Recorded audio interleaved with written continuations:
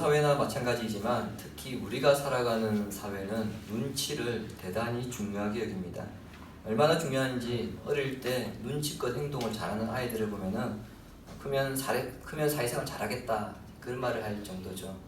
실제 눈치 있는 사람이 사회생활을 잘하는 것을 주변에서 볼 수 있습니다. 그러나 쉽게 지나치는 것이 있는데 눈치 있는 사람이 사회생활을 잘하는 것은 그 상황을 잘 파악해서 미리 준비를 잘 하기 때문이라는 점이죠.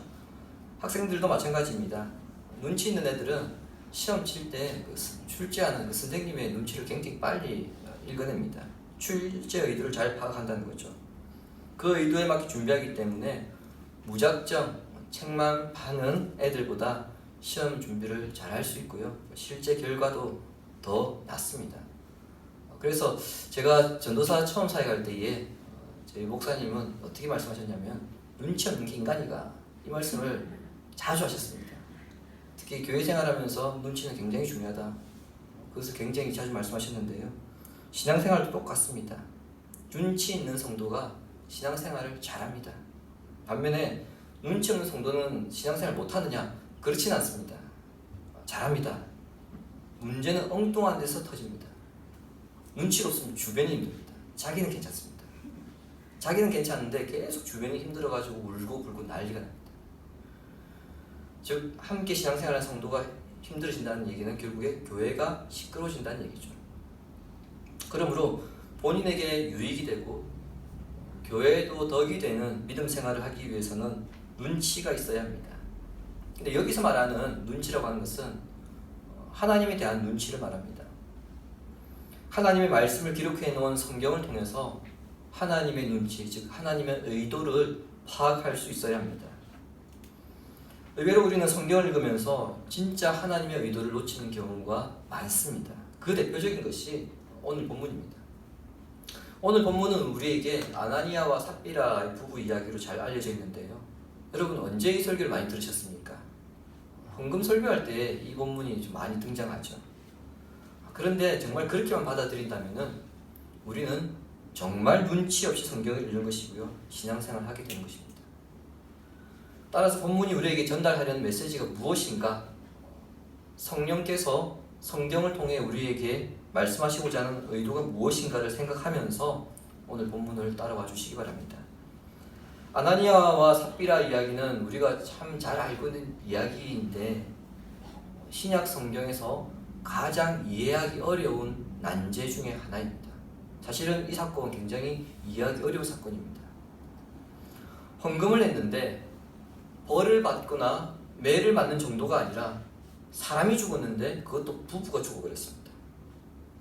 그래서 학자들 사이에서도 논란이 많습니다. 본격적으로 본문을 살펴보기 전에 본문에서 가질 수 있는 의문을 제가 몇 가지 먼저 말씀드리겠습니다.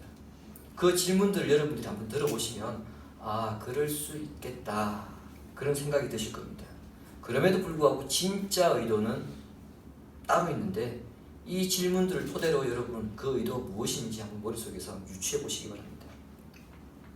먼저 아나니아와 삽비라가 헌금의 일부를 숨기고 나머지만 교회에 바친 것이 과연 부부가 죽을 만큼 큰 죄인가 하는 점입니다. 실제 사도행전 나중 8장 뒤에 넘어가 보면은요, 이 사건보다 더 심각한 사건이 일어납니다. 그런데 본문처럼 회개할 기회도 주지 않고 하나님의 즉각적인 심판이 일어나지는 않습니다. 즉 그 죄들보다도 훨씬 약한 죄인데 본문에서는 즉각 죽임을 당했다는 거죠. 왜 그럴까 하는 질문입니다. 두 번째 질문은 헌금을 잘못하여서 심판을 받아 죽은 아나니아와 삽비라는 죽은 뒤 과연 천국에 갔을까 지옥에 갔을까입니다. 우리는 분명 천국과 지옥은 예수 그리스도를 믿느냐 안 믿느냐, 그리스도를 말미암아 내가 구원을 받았느냐 안 받았느냐 그에 달려있다고 우리는 받아들입니다. 그런데 이 사건은 이미 아나니아와 삽비라는 예수 그리스도를 믿고 난 이후에 일어난 사건입니다. 따라서 그렇다고 한다면 아나니아는 천국에 갔을까? 지옥에 갔을까? 하나님 심판을 받았다고 한다면 지옥에 간 건데 분명히 그가 그 이전에 예수 그리스도를 분명히 믿었다고 하는 증거는 있기 때문에 그렇다고 본다면 천국에 가야 되는 거 아니냐, 이런 논란들이 있습니다. 마지막 질문 세 번째입니다. 왜 오늘날은 이와 같은 일이 일어나지 않는가입니다. 만일 헌금을 잘못해서 그것 때문에 하나님의 심판을 받아 죽었다고 한다면 여러분 오늘 이 자리에 몇 명 남아 있겠습니까? 이미 죽어도 다 죽지 않았을까요? 우리 교회는 작아서 그럴 수도 없지만은 여러분 교회가 커질수록 어떤 사고가 많이 일어나냐면 헌금을 제대로 안 하는 건 둘째치고요, 헌금을 집행하는 관리하는 과정에서 헌금 사고가 굉장히 많이 일어납니다. 헌금을 수준하는 과정, 즉 거두는 과정, 그리고 헌금 개수하는 과정, 그리고 집행하는 과정에서 교회 명의 통장에 손을 대는 일들이 여러분 종종 발생합니다. 본문에 비춰본다면 그런 사람들은 벼락을 맞아도 수백 번은 더 맞아 죽어야 되겠죠. 그런데 그 사람들에게는 아무런 일도 일어나지 않는 것을 보면서 우리는 이것을 어떻게 받아들여야 하는가 하는 점입니다. 이런 질문들 때문에 오늘 본문이 굉장히 논란이 많은 것이 사실입니다. 그런데 실제 하나님의 의도는 다른 데 있습니다. 결론부터 말씀드리자면 교회의 본질이 무엇인지를 생각하도록 하기 위해서 이 사건이 일어났다는 겁니다. 오순절 성령 강림 후 교회가 탄생하였습니다. 날이 갈수록 역사상 유례 없는 가장 이상적인 공동체로 성장하고 있었습니다. 방언과 기적은 흔히 일어난 일이었고요.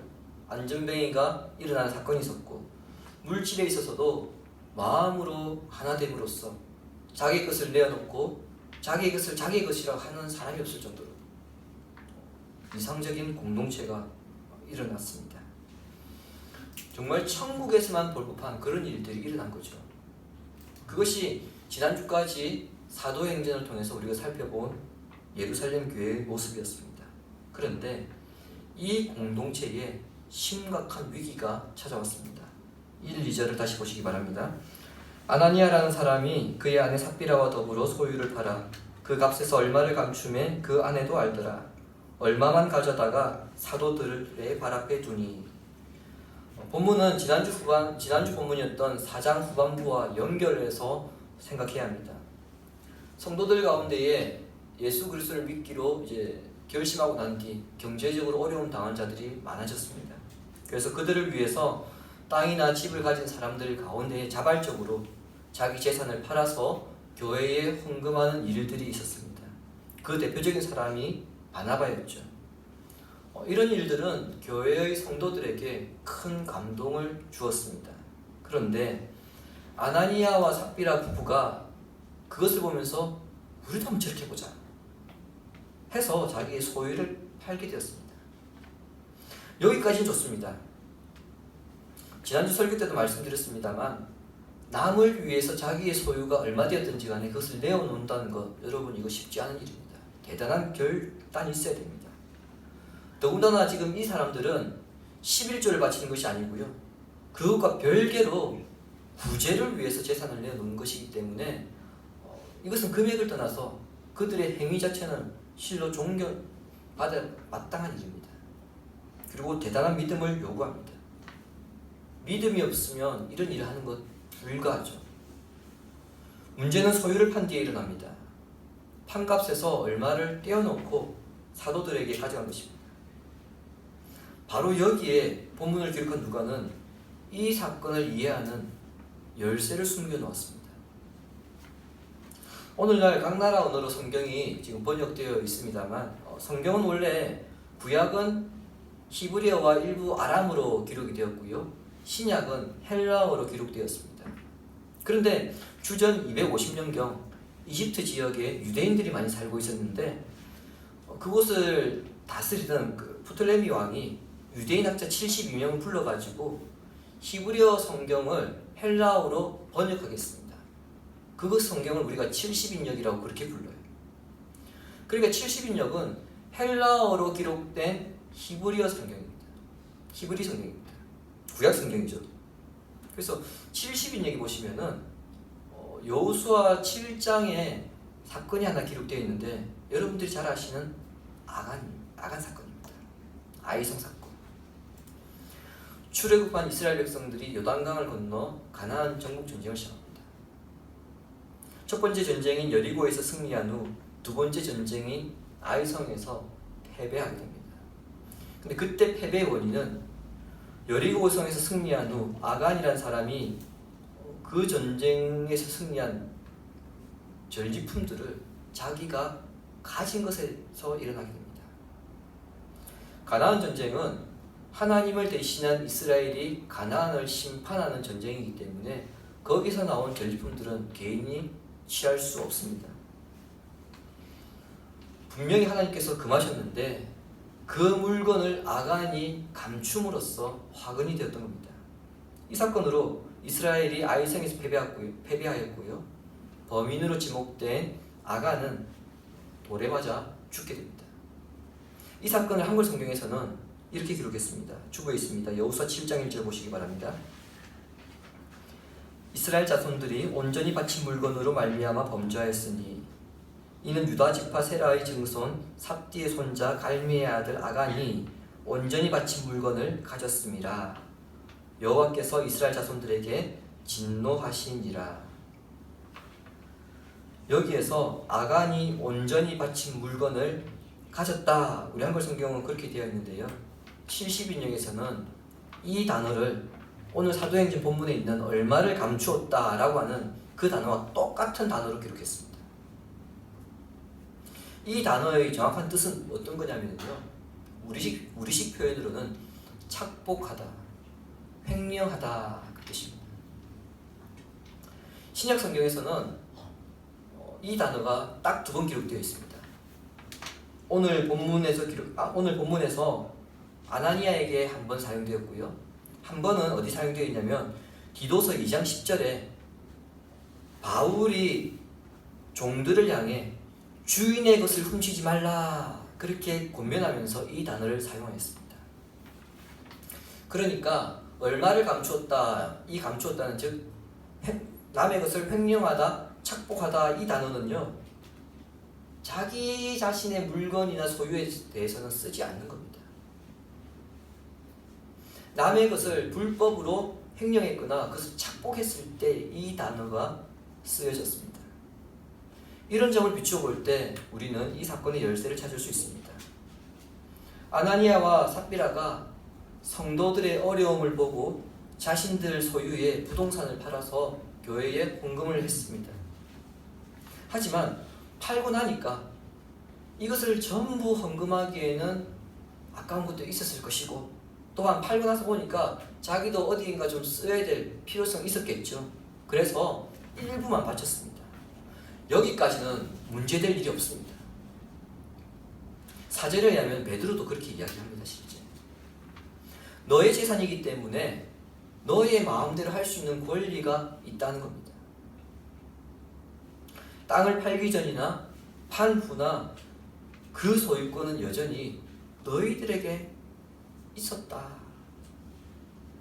따라서 제가 땅을 팔았는데 이 돈은 땅을 판 돈의 일부입니다. 제가 나머지는 제가 쓸 데가 있어서 따로 떼놓았고 이만큼 제가 성도들 위해서 좀 사용했으면 좋겠습니다. 그렇게 말하더라도 전혀 문제될 것이 없었고요. 그리고 그렇게 했더라도 교회는 이들 부부에게 감사하는 마음을 가졌을 것입니다. 그런데 문제는 그들이 일부를 바치면서 그것을 전부라고 위장하는 데 있었습니다. 즉 거짓말을 한 것이 이 사건의 문제가 된 것이죠. 아나니아가 거짓말을 한 것은 헌금을 바치는 과정에서 동기가 완전 깨끗하지 못했기 때문입니다. 성령의 감동에 의해 성도들을 향한 순수한 사랑에서 섬기고자 이 헌금을 해야 되겠다 그렇게 출발한 것이 아니고요. 바나바를 비롯한 구제 헌금을 한 성도들이 교회에 존경을 받는 것을 보고 자기도 그러한 존경을 받고 싶어서 이 헌금을 시작했다 그렇게 볼 수 있습니다. 즉 자기의 이름을 내고 싶었던 것입니다. 여러분, 우리가 창세기를 묵상하면서 자기의 이름을 내려고 하다가 하나님의 심판을 받아 멸망당한 때가 있었습니다. 바벨성이죠. 바로 그와 같은 일들이 오늘 이 가정에 있었던 것입니다. 베드로는 아나니아가 불순한 동기에 의해 구제를 하게 된 근본적 원인을 이렇게 지적합니다. 3절 보시기 바랍니다. 베드로가 이르되 아나니아야 어찌하여 사탄이 내 마음에 가득하여 내가 성령을 속이고 땅값 얼마를 감추었느냐. 사탄이 마음에 가득했다는 것은요, 지금 너 안에 사탄이 꽉 차 있다 그 뜻이 아니고 사탄이 주는 생각이 너 마음 안에 가득 차 있다 그런 의미입니다. 즉 이것은 오늘날 우리식 표현으로는 사탄이 너를 유혹했다 그 의미입니다. 아나니아가 가져온 액수가 얼마인지 알 수 없습니다. 하지만 우리가 상식적으로 생각해 봤을 때에 부동산을 팔아서 그 부동산 일부를 가져왔기 때문에 결코 적은 금액은 아니었을 것입니다. 일부라 하더라도 누가 보더라도 대단하다. 어른들은 그런 표현 쓰지 않지만 젊은 우리 청년들이나 학생들은 리스펙 요즘 이런 말 많이 쓰거든요. 그 정도로 박수 쳐줄 만한 일을 한 것입니다. 어느 교회든 아나니아와 같은 성도 한 사람 두 사람만 있어도요 교회가 재정 걱정하지 않아도 될 겁니다. 그러나 성령님으로 충만하였던 베드로는 속지 않았습니다. 그는 아나니아의 이 일이 단순한 인간적인 실수나 사탄의 생각, 유혹이 그로 하여금 그런 죄를 짓게 만들었다 이렇게 본 거예요. 그래서 베드로는 뭐라고 말합니까? 네가 성령을 속였다 그렇게 지적합니다. 이 정도만 헌금해도 그러면 그래도 액수가 꽤 되니까 전부 헌금한 것으로 알겠지. 이와 같은 마음이 이들 부부로 하여금 그러한 범죄를 하게 한 겁니다. 여러분 제가 지금 범죄라고 하는 단어를 쓰고 있는 것을 여러분 잘 기억하셔야 됩니다. 저의 말이 아닙니다. 성경은 아나니아를 향해서 하나님의 것을 횡령하였다, 착복하였다라고 말했기 때문입니다. 그래서 제가 지금 아나니아가 범죄하였다 이렇게 말을 쓴 겁니다. 전부를 구제 헌금으로 드린다고 말하면서 전부가 아니라 일부를 드렸습니다. 그러면 그 남은 것은 어디 있습니까? 그것은 하나님의 것인데 자기가 가졌다는 거죠. 그래서 여러분 이게 가로챈 것이 된 겁니다. 이런 점에서 아나니아는 신약의 아간이라 할 수 있습니다. 내 의지와 상관없이 사탄은 늘 우리 마음속에 미끼를 던집니다. 계속 유혹을 준다는 의미이죠. 그 미끼를 무는 순간 여러분 어떻게 되겠습니까? 성령을 거스르는 행동으로 연결됩니다. 그래서 주님은 우리에게 이렇게 말씀하셨죠. 음욕을 품는 것 자체가 이미 가늠한 것이다. 그 마음을 품는 순간 그것이 행위로 연결되기 때문에 우리의 마음에 품는 순간 그 모든 것이 결국 죄로 연결된다 이 말이에요. 그러므로 성도는 모든 지킬 만한 것 중에서 더욱 내 마음을 지키라. 우리에게 이렇게 이야기했던 솔로몬의 권면을 기억하면서 살아가야 합니다. 이제부터 우리는 충격적인 장면에 마주서게 됩니다. 베드로가 아나니아를 향해서 하나님께 거짓말했다 이렇게 책망했을 때에 아나니아가 땅에 엎드려져 목숨이 그대로 끊어져 버렸습니다. 그게 즉사한 거예요.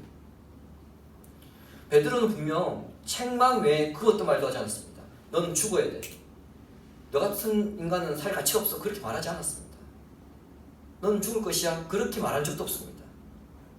그런데도 아나니아가 쓰러져 즉사했다는 것은 베드로의 말이 충격적이었다는 것이 아니라 그의 죽음이 하나님의 즉각적인 심판이라는 것을 드러냅니다. 아나니아가 죽었을 때 교회 청년들이 아나니아의 시신을 싸고 이제 들고 나가죠. 그래서 매장하러 갑니다. 3시간 정도쯤 지나서 그 청년들이 돌아올 때쯤 아직 교회에 도착하지 않았습니다. 그의 아내 삽비라가 자기 남편이 죽은지도 모르고 베드로를 만나러 옵니다. 이 점에서 우리는 아나니아가 죽은 사실을 아내 삽비라에게 통보하지도 않고 지금 장례가 치러졌다는 것을 우리가 알 수 있습니다. 여러분 좀 상상이 되십니까? 장례를 치르는데, 교회가 장례를 치르는데 유족에게 통보도 안 하고 그냥 장례를 치러버렸습니다. 이게 사실 있을 수 없는 일이잖아요. 근데 이와 같은 일이 벌어졌습니다.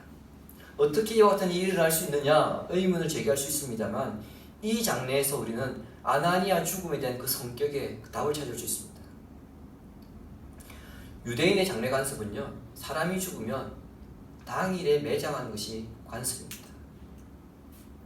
그 중에서도 자살자나 국가 반역자, 출교자, 그리고 배도자, 사형에 해당되는 죄를 지은 사람들의 죽음은 하나님의 심판으로 간주했기 때문에 이런 사실이 명백할 경우 죽은 즉시 매장했습니다.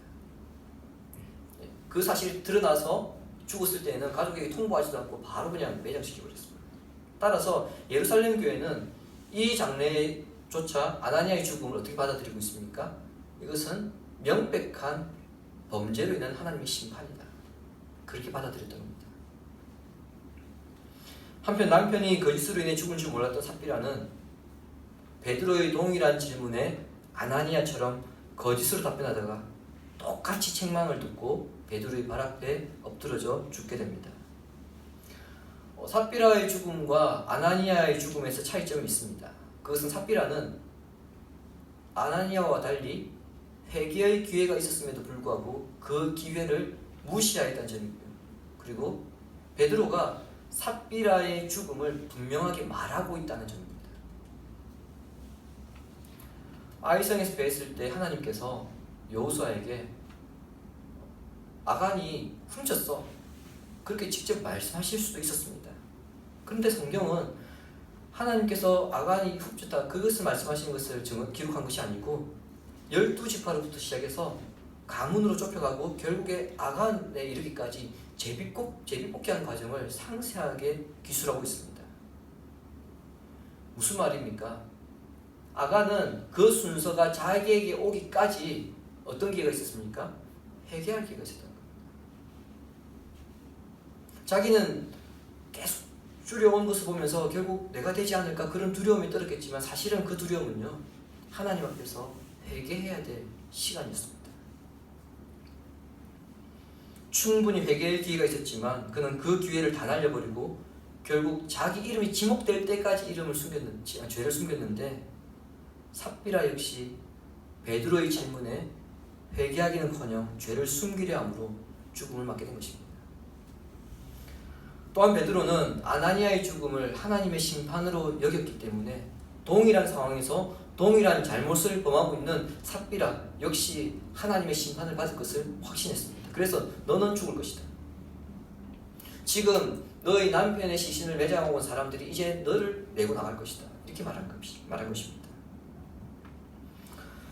거짓말이 부부를 죽음에 이르게 한 것인데, 이 거짓말이 하나님의 심판을 받은 것은 사람을 속인 것이 아니라 베드로의 지적대로 성령을 속였기 때문입니다. 예수님처럼 살 마음도 없으면서 예수님처럼 살려고 그렇게 보이려고 했던 것, 여러분, 그것이 하나님 앞에서 가증스럽게 보였던 겁니다. 주님이 사랑하신 신약의 신문 성도 여러분, 오늘 이 사건을 보면서 우리가 헌금을 잘하자, 또는 거짓말하면 안 된다, 이 선에서 우리가 교훈을 받고 결심하게 된다면 진짜 눈치 없는 성도입니다. 그리고 눈치 없는 목사입니다. 우리는 이 이야기 안에 숨겨놓은 하나님의 의도 파악해야 되는데요, 즉 하나님 눈치를 읽을 수 있어야 되는데, 그것은 교회가 죄로부터 오염되지 않고 거룩을 유지해야 한다는 겁니다. 그게 이 사건의 핵심입니다. 교회의 거룩함을 유지하려면 1차적으로 성도 자신이 거룩함을 유지해야 됩니다. 어제 식사하면서 이제 이런 얘기가 나왔는데요, 참 우리 요즘 교회에 문제 많죠. 그래서 이런 얘기를 했습니다. 교회는 문제 없다. 교회는 거룩하다. 그럼에도 불구하고 교회에 문제가 있는 것은 문제 있는 인간들이 교회에 모이기 때문에 교회가 문제인 것이다. 그렇습니다. 마찬가지로 반대로 교회를 거룩하게 유지하기 위해서는요, 그 교회를 모이는 사람들이 거룩을 유지해야 됩니다. 개개인이 거룩을 유지하지 않고서는 교회의 거룩을 유지한다는 것은 그것은 어불성설입니다. 불가능입니다. 구약은 하나님이 임재하신 곳을 거룩한 곳으로 규정하고 그곳에는 어떤 죄나 부정함이 접근하지 못하도록 엄격하게 엄히 금하셨습니다. 그래서 하나님께서 호렙산에서 모세를 만나셨을 때 모세에게 무엇을 벗으라고 하십니까? 부정함의 상징인 신발을 벗으라고 하셨습니다. 아론의 아들 나답과 아비후는 하나님께서 명하신 제사 외에 다른 방법으로 제사를 드렸다가 죽임을 당했습니다. 다윗 시대에는 법궤가 예루살렘에 들어왔을 때에 법궤를 호위하던 그 사람 중 하나가 언약궤가 흔들리니까 그것을 잡으려다가 죽고 말았습니다. 그리고 성전의 핵심인 지성소에는 오직 대제사장만, 그것도 1년에 단 한 번, 그것도 온갖 예방 조치를 취한 다음에야 들어갈 수 있게 하셨습니다. 즉 구약에서는요, 하나님이 계신 곳을 성전으로 규정하고 그 성전에는 그 어떤 더러움이나 부정함이 침입하지 못하도록 엄격하게 하나님께서 금하셨습니다. 그리고 그것은 거룩하게 해야 된다, 이것을 명령하셨습니다. 신약에 와서는 하나님께서 보내신 아들 예수 그리스도를 믿고 회개하는 자를 물과 성령으로 거듭나게 하심으로써 성전이 되게 하셨습니다. 주부에 있습니다. 고린도전서 3장 16절과 17절 함께 읽겠습니다. 너희는 너희가 하나님의 성전인 것과 하나님의 성령이 너희 안에 계시는 것을 알지 못하느냐. 누구든지 하나님의 성전을 더럽히면 하나님이 그 사람을 멸하시리라. 하나님의 성전은 거룩하니 너희도 거룩하라. 아멘. 여러분, 오늘 사건과 방금 읽었던 고린도전서 3장 16절과 17절의 말씀 연결하면 여러분, 아나니아와 삽비라의 사건은 어떤 사건입니까? 단순히 헌금을 잘못했다, 거짓말을 했다, 이 사건이 아니고요, 성전을 훼손한 사건입니다. 이것은 성전 훼손 사건입니다. 그리스도의 몸된 교회를 훼손한 사건이라는 것을 깨닫는 것, 여러분, 그것이 하나님의 눈치를 잃는 것입니다. 주식을 하시는 분들은 아실 텐데요, 주식회사에서 횡령 사건이 발생하면 그것은 상장 폐지 사유가 됩니다. 성전인 성도와 교회에 횡령 사건, 착복 사건이 발생했다? 문 닫아야죠. 성전이 문 닫게 된 사건입니다. 단순히 자기가 거짓말 한 번 했다, 이게 그렇게 끝날 수 있는 문제가 아니라는 겁니다. 그래서 하나님께서 이 사건을 심각하게 다루시고 있고요, 누가는 심각하게 이 사건을 성도들에게 기억할 것을 우리에게 지금 증언하고 있는 것입니다. 하나님께서 우리를 성전으로 세우시고 성전으로 모이게 하셨다면 거기에는 성전을 거룩하게 지켜가야 할 책임이 있고요, 그에 따른 대가도 따른다는 것을 성도들은 반드시 기억해야 됩니다. 우리 가운데 폭포수와 같은 성령의 역사가 나타나도록 우리와 하나님 사이에 죄의 담을 허물고 성령의 인도하심에 순종함으로써 거룩한 삶을 살아가고 그리고 교회의 거룩을 유지해 나가는 복된 성도 되기를 예수님의 이름으로 축원합니다. 아멘.